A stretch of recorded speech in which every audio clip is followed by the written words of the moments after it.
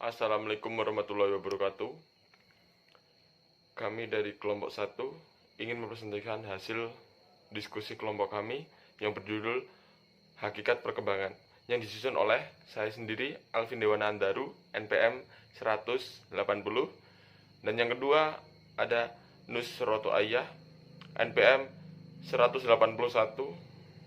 dan yang ketiga ada Peristiwa Yunise, NPM 192, dan yang terakhir Rizky Widi Kurniawan, NPM 199. Chaplin pada tahun 2002 mengartikan perkembangan sebagai yang pertama, perubahan yang berkesinambungan dan progresif dalam organisme dari lahir sampai mati. Yang kedua, pertumbuhan. Yang ketiga, perubahan dalam bentuk dan dalam integrasi dari bagian-bagian jasmaniah ke dalam bagian-bagian fungsional. Yang keempat, kedewasaan atau kemunculan pola-pola asasi dari tingkah laku yang tidak dipelajari. Menurut Reni Akbar Hawadi pada tahun 2001, perkembangan secara luas menunjuk pada keseluruhan proses perubahan dari potensi yang dimiliki individu dan tampil dalam kualitas kemampuan sifat dan ciri-ciri yang baru. Di dalam istilah perkembangan juga tercangkup konsep usia yang diawali dari saat pembuahan dan berakhir dengan kematian. Menurut F.G. Mons dan kawan-kawan, pengertian perkembangan menunjuk pada suatu proses ke arah yang lebih sempurna dan tidak begitu saja dapat diulang kembali. Perkembangan menunjuk pada perubahan yang bersifat tetap dan tidak dapat diputar kembali.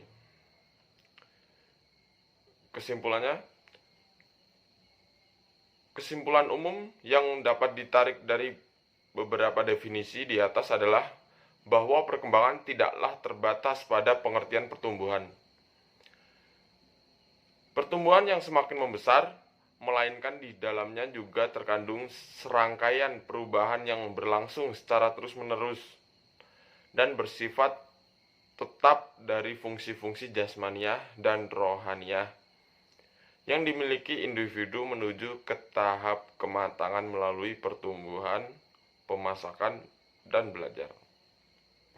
Ciri-ciri perkembangan secara umum yaitu yang pertama, terjadinya perubahan dalam spek fisik, yaitu perubahan berat badan dan organ-organ tubuh, dan aspek psikis atau matangnya kemampuan berpikir, mengingat, dan berkreasi. Yang kedua, terjadinya perubahan dalam proporsi aspek fisik atau proporsi tubuh anak berubah sesuai dengan fase perkembangannya, dan aspek psikis atau perubahan imajinasi dari fantasi kreasi.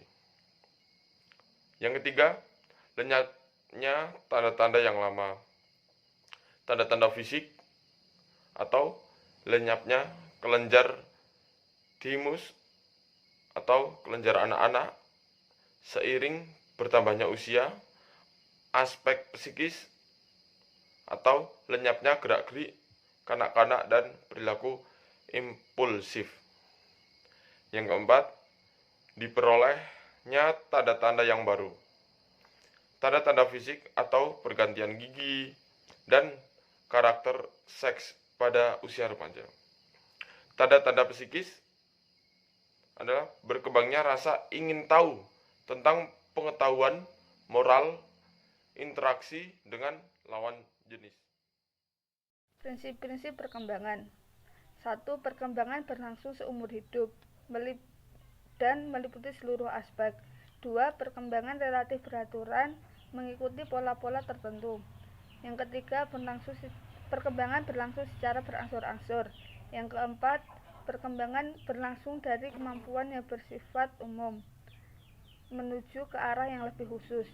Yang kelima, secara normal perkembangan individu mengikuti fase, tetapi karena faktor-faktor khusus, fase tertentu dilewati dengan cepat atau sangat lambat. Yang keenam, perkembangan sesuatu aspek dapat dipercepat atau diperlambat. Yang ketujuh, perkembangan pria dan wanita berbeda. Tahap-tahap perkembangan.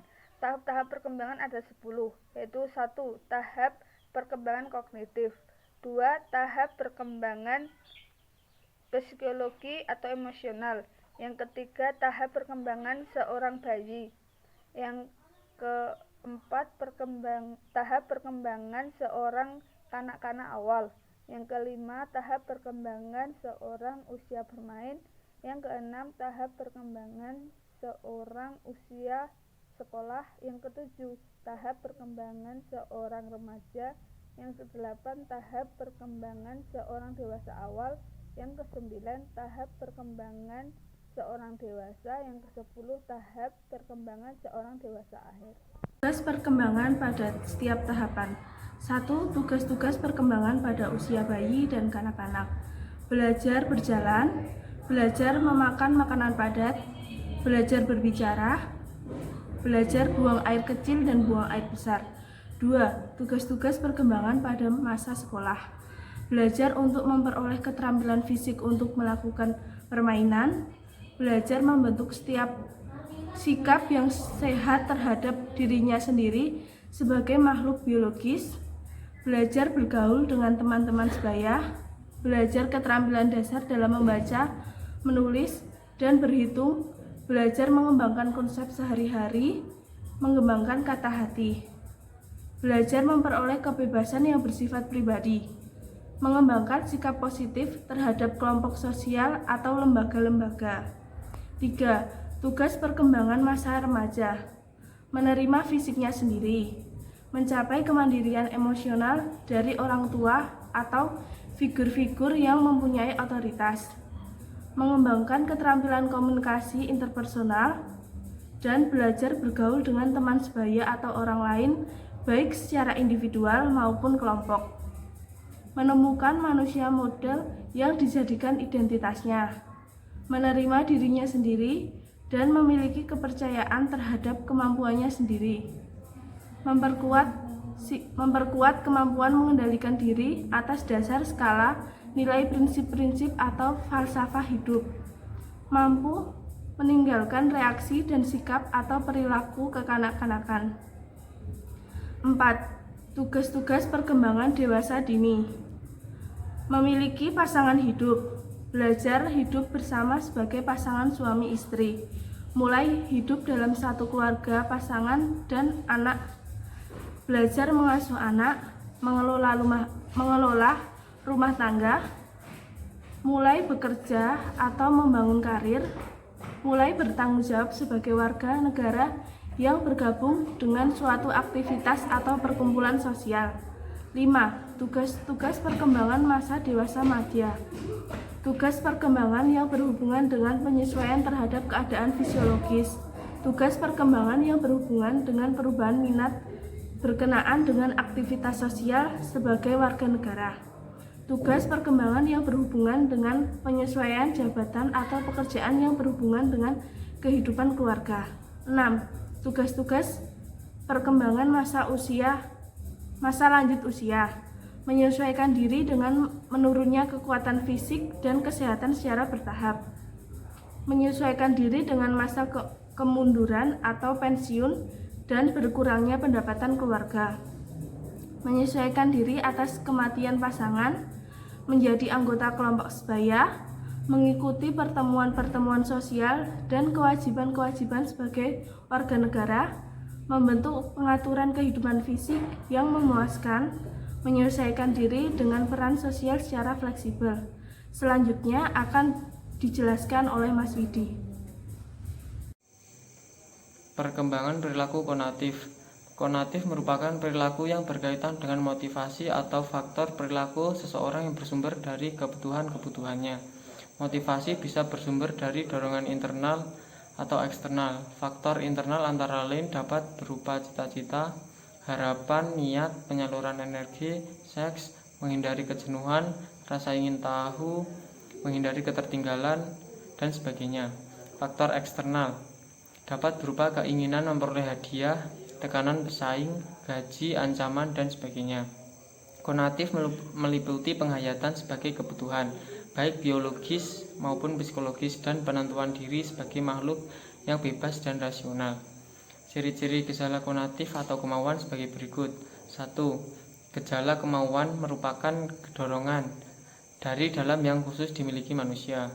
2. Gejala kemauan berhubungan erat dengan satu tujuan. Yang ketiga, gejala kemauan sebagai pendorong timbulnya perbuatan yang didasarkan atas berbagai pertimbangan. Proses-proses konatif atau kemauan sebagai berikut. 1. Adanya motif. Yang kedua, mempertimbangkan motif-motif. Yang ketiga, saat memilih. Yang keempat, memutuskan. Yang kelima, melaksanakan keputusan kemauan. Selanjutnya, fungsi konatif yaitu 1. Karakter, hasrat, dan kehendak. Karakter ialah keseluruhan hasrat manusia yang terarah pada satu tujuan yang mengandung nilai moralitas. Hasrat ialah mencari apa yang memberikan kepuasan padanya dan menyingkiri apa yang tidak memuaskan baginya. Seperti peserta didik meningkatkan keterampilannya dalam pemakaian komputer dengan tujuan menambah bekal untuk diterima di suatu akademik komputer dan kelak menjadi ahli teknologi komputer. Yang kedua adalah motivasi belajar. Motivasi belajar dibedakan atas dua bentuk, yaitu yang pertama motivasi belajar ekstrinsik dan yang kedua intrinsik. Sekian presentasi yang dapat kami sampaikan, ada kurang lebihnya kami mohon maaf. Terima kasih.